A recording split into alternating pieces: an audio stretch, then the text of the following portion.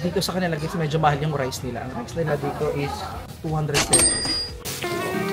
Wow! Wow!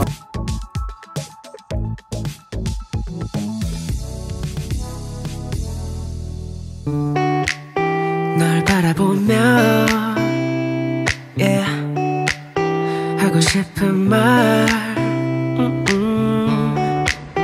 내가 너의 그늘이 돼줄게 언제나 편하게 기대도 돼 네가 원한다면 yeah. 내가 너의 곁에 영원히 옆에서 지켜줄게 언제라도. Ayan guys, on my very last day, very last 24 hours dito sa Korea, ngayon lang ako talaga magiging malaya-malaya, no? So ngayon, papunta ako sa Hongdae. Finally, na-miss ko ang Hongdae guys. And ngayon ko talaga na-realize yung feeling dati na sinasabi ko na siguro hindi ko na-realize before yun. Yung pakiramdam na pa nagtatrabaho ka and you're doing business sa trip mo at hindi ka nag-ikot. Ito ngayon pa lang ako yung I don't know kung na-guess yung point ko or nagsasalita lang ako dito na parang walang laman dahil sa sobrang excitement ko. Yung pakiramdam na parang finally makakapaikot na ako. Kasi for the longest time I enjoy it, nandito ako ganyan, pero alam mo yung bigat ng nandito ka for work, yung gano'n na parang nandito ka for your business, hindi talaga siya yung leisure talaga na nakasanayan ko. So, yun yung mga bagay na siguro na-take for granted ko before, na ngayon ko nararamdaman yung value. And right now, kahit sobrang iksi na lang ang natitirang oras sa akin dito, is sobrang excited ako. Hopefully, ma-maximize ko talaga siya, be. And on that note, naghihintay na ako dito ng tren papunta ng Hongdae. Oh my God.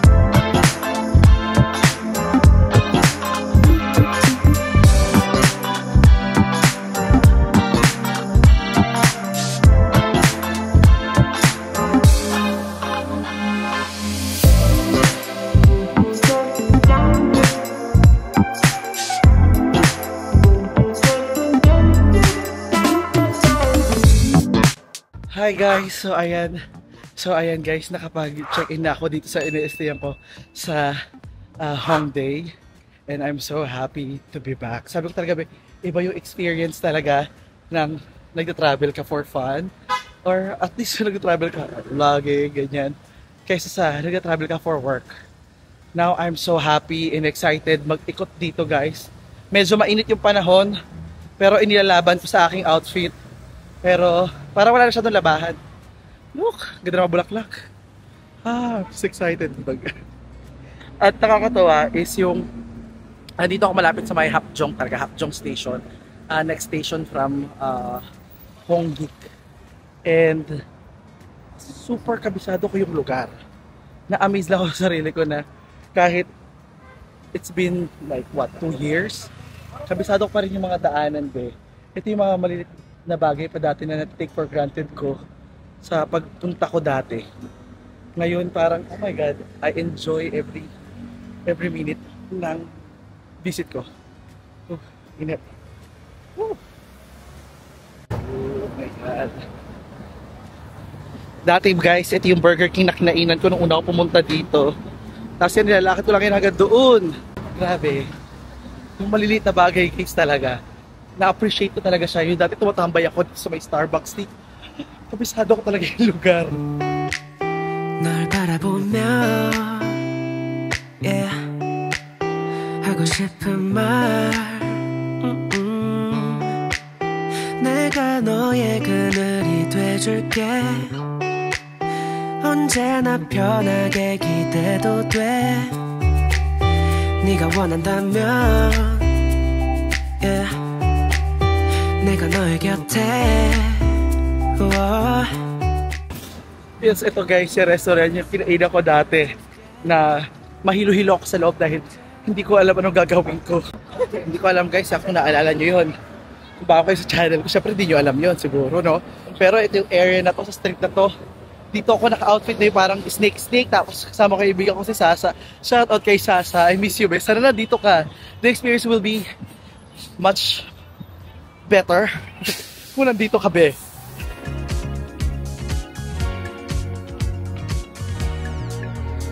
And ako, be, dahil siguro limited lang yung time ko dito, meron akong itong kakainang naging favorite ko dati na sana available, yung sanggipsal laman loob doon sa may Linear Park. Linear Park ba yun? Basta sa may park. Woo!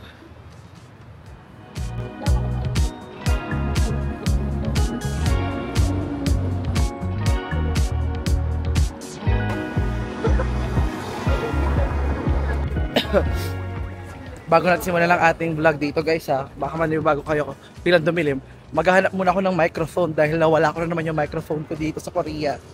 Woo! Ito guys yung natutunan ko dito bilang sort of turista ako dito, and somehow parang sobrang tagal ko nakikipag-business dito sa kanila ngayon, no, for my project this time. Yung pag nasa tourist spot ka talaga, touristy area, napakamahal talaga ng lahat. Siyempre ako dati, hindi ko na-realize yon, pero parang ako na nagstay ako sa may Gimpo Airport for a long time din for my business. Doon ko na-realize na, iba yung presyo dito versus sa presyo sa ibang lugar. Ooh. Okay. So ngayon guys, wait lang, dito tayo ngayon sa may Hongdae. Ang Hongdae Bay is, or Hongdae University, sa counterpart neto sa atin is parang parang U-Belt. Malapit sa mga schools, and magaganda ng mga outfit dito guys. Gusto kong bumili ng damit. Daming turista, daming bagets, daming pogi, daming ofa. Say my name, groovy, 한 걸음걸이 거울 앞에서 봐 누가 제일 핫해. Look at me now so savage. 빛이 나 언제나 뜨겁게 떠올라. All day 깊이 빠져들지. 내 같으면 분위기가 up. 너도 나를 원해. 감추지 마 절대. 한 입에 없는 캔디처럼. Just like me, they want to be close to you. Fall down from the sky every time you walk by.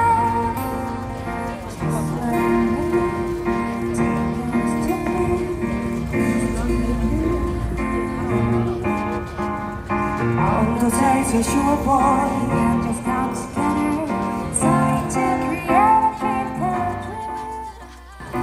Sprinkle this in your heart, going down in your eyes. Okay. Hello? Okay. Ito. Maganda sana guys, kaso medyo pang rehearsal pa. So it's a no for me for that.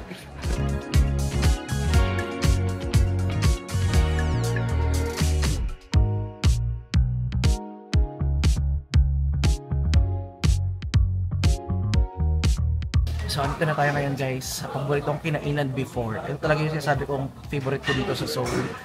Ang laman pala niya be is beef intestine. So, super sarap. Ito na siya guys. I'm so excited. Tagal ko itong hinintay.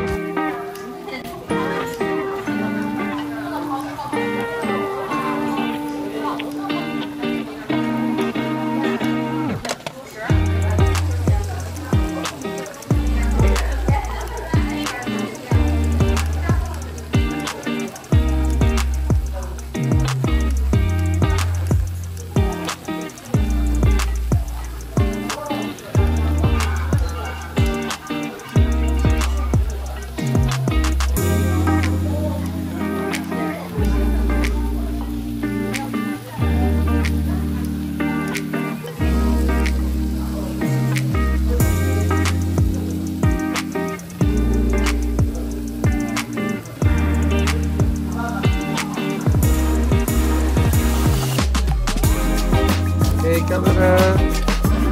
Okay, camera. Woo! Wow! Woo! Wow!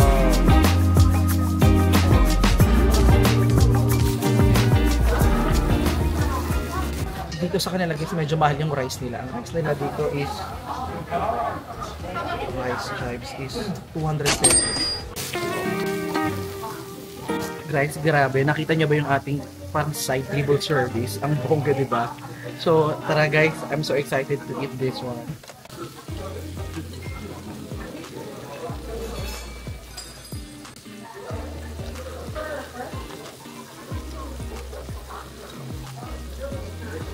So guys, taba. Ooh.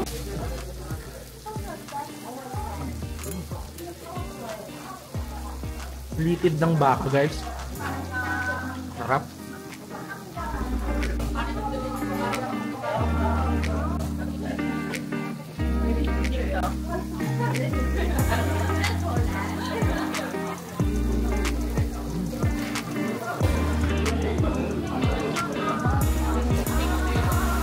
Ito guys, itong damo-damo na to. Masarap siya actually eh. Naalala ko to eh. Ito guys.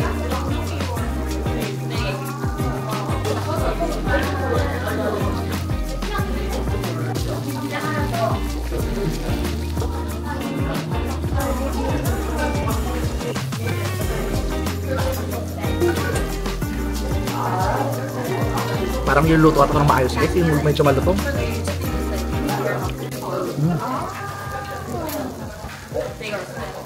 Gutom na kasi ako guys, kaya gusto ko na kumain. Excited ako.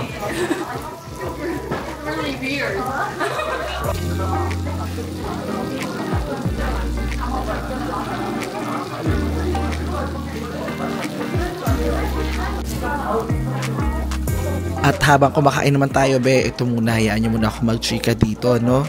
Dahil minsan na pagtanto ko habang naglalakad ako dito kanina, nasa buhay pala talaga, be, parang very unpredictable ng life. Na, alam mo ba, be, hindi ko in-expect na makakarating ako dito sa Korea uli. Na pabalik ako dito because of a business. Diba?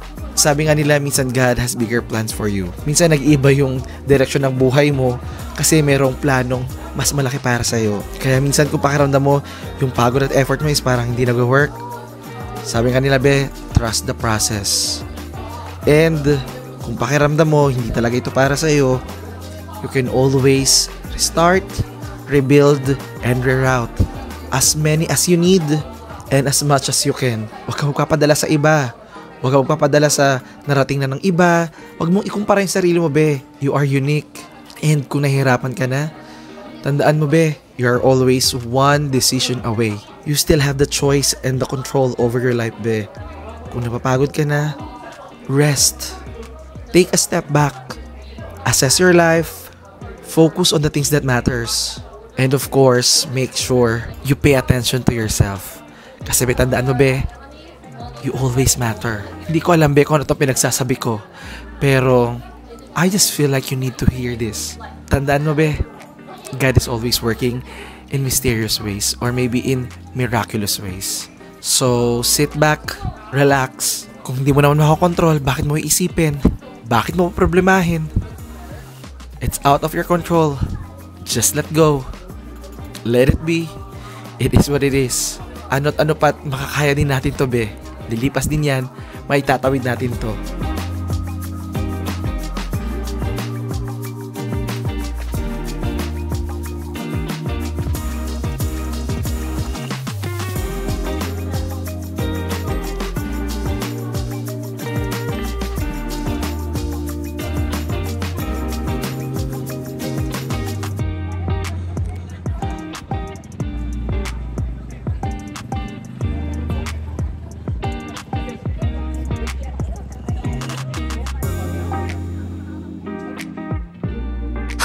Say my name groovy 한 걸음걸이 거울 앞에서 봐 누가 제일 핫해 Look at me now so savage 빛이 나 언제나 뒤끝부터 올라 All day 깊이 빠져들지 내 같으면 분위기가 up 너도 나를 원해 감추지 마 절대 한 입에 오문 캔디처럼 준 듯해 Debating though kung mamimili ako dito ng damit, gamit, kasi ayoko magbitbit talaga dahil puno-puno yung maleta ko. Pero I'm so happy to be back. At ibang-iba na yung vibe na parang mas naging vibrant, mas naging energetic. It's nice to be back. Hindi ko alam kung tama yung English ko doon, pero it's just nice to be back.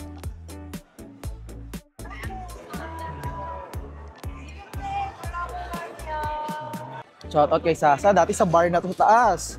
Diyan kami dati lumalaban. Laban guys, binubugaw ko talaga yung kaibigan ko eh. Char.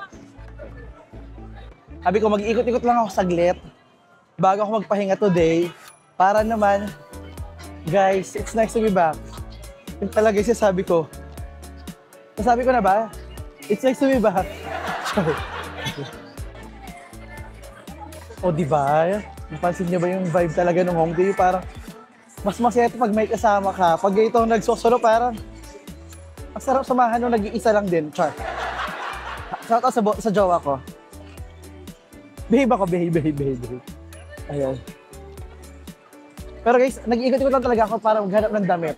Gusto ko bumili ng damit. Pero ayoko bumili. Oh my God, ba't ako para ako manginginig pasmati yung bibig ko ngayon. 고민하는 내게 힘이 가요 눈이 마주쳐 느낌이 와요 Can't nobody stop the move 움직인 순간에 미 시작돼요 I've been thinking about the way that you look It's like I'm losing control Diba? O diba? Ang ganda ng vibe dito guys, oh. You make a mess of me Medyo iba lang guys yung feeling pag ito nag-iisa ka. Yung parang may part na, syempre enjoy ka dahil malaya ka. May part naman na medyo maingit sa mga magkakasama na grupo.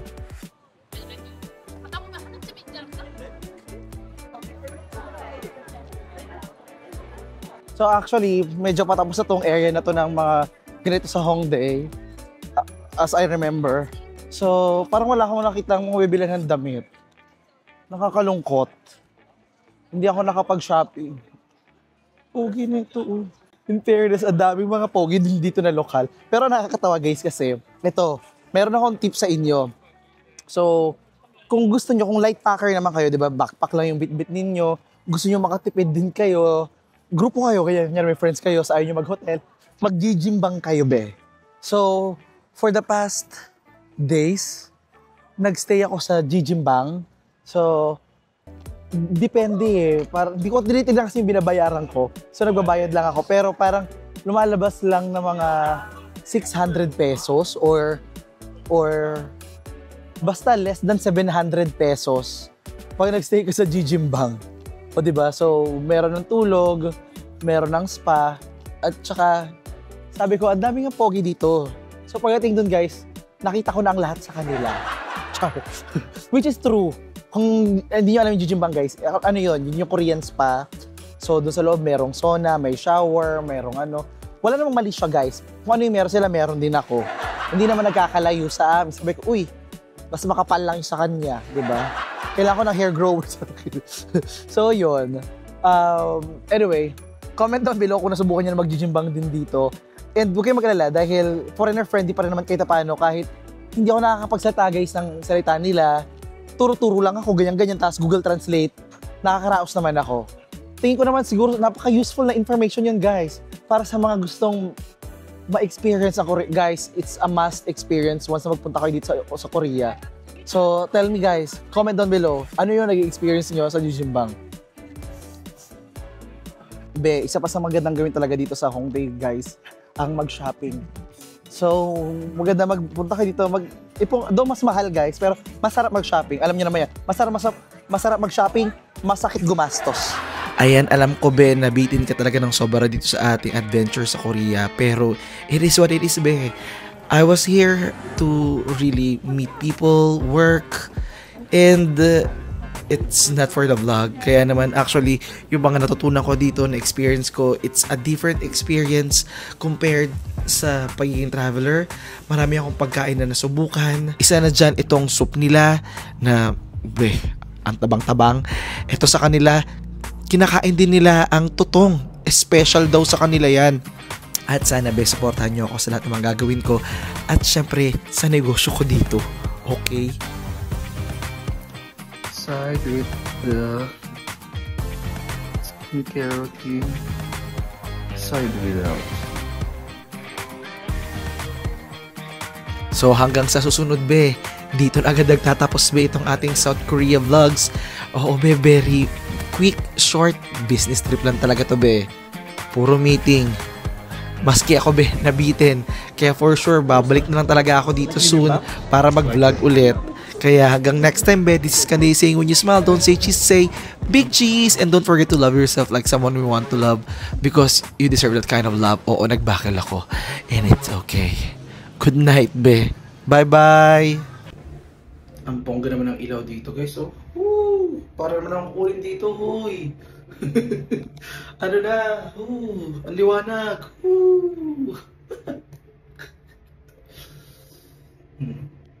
I love the toilet na mayroong pindutan.